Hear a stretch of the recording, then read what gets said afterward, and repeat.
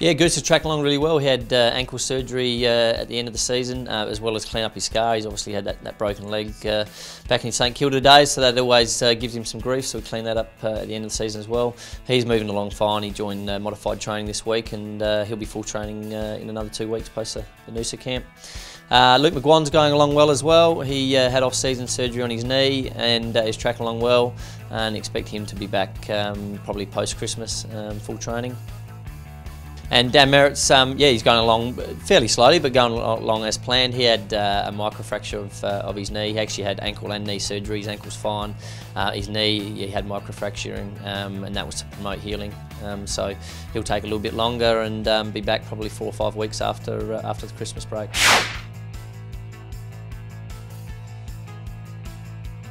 Yeah, Wes is going really well. He's been back in Geelong. He got married last weekend, so he's had a bit of time off there. But yeah, he's tracking along, hitting all his progressions.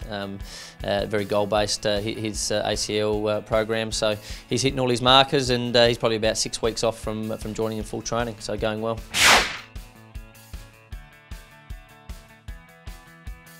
Yeah, Keen Hanley. Yeah, he's a good lad. I actually Lepper and Dino and I flew back with him from our London conference, and he joined us on that flight. So brought him back from Ireland, and he's going along really well. He's obviously skinny as a rake, and had his ACL, so he's only 5-6 weeks post-op. So he's just getting used to getting the swelling out, and he'll start running probably in another 5 or 6 weeks. So going along well. No, we won't. He won't play at all next year. Yeah, so he's had that operation only 6 weeks ago. So it's a 12-month rehab. So in some respects, it's good because you can come into the system, not have to worry about playing footy, but actually build the professional habits. And I guess what a long-term injury forces you to do is to go through that athletic development and actually build all the habits in terms of being professional and getting the detail in your strength and your conditioning. So that'll actually help him long-term. So he's obviously a project player, and I don't think Pierce, it was a couple of years from playing senior footy when he first come over as well.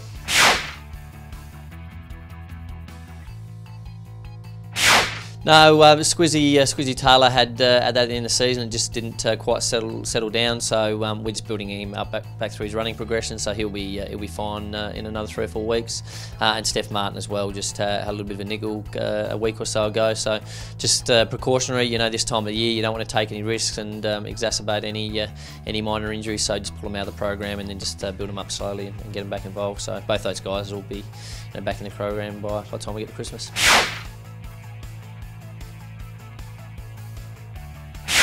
Yep, Alan's going along well. The second time he's had that surgery, so you need to take a little bit slower the second time. So, but he's pain-free now. He's building up his core stability and doing all that activation work that'll take the load off his back. So he's just progressing along slowly, doing a lot of work in the cross training, and he probably won't be available into full training until early February.